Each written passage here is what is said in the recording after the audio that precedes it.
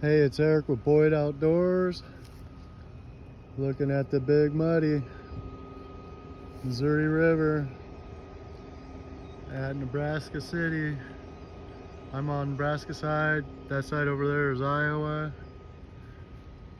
It's kind of low. It's really calm.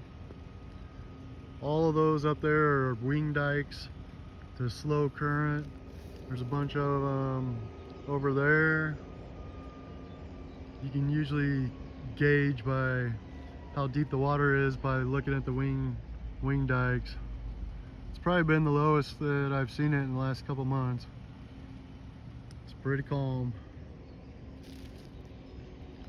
Beautiful fall evening. Just got done fishing about 20 miles from here. Didn't catch much. Go to Boyd Outdoors on Facebook, YouTube. Hit like, subscribe.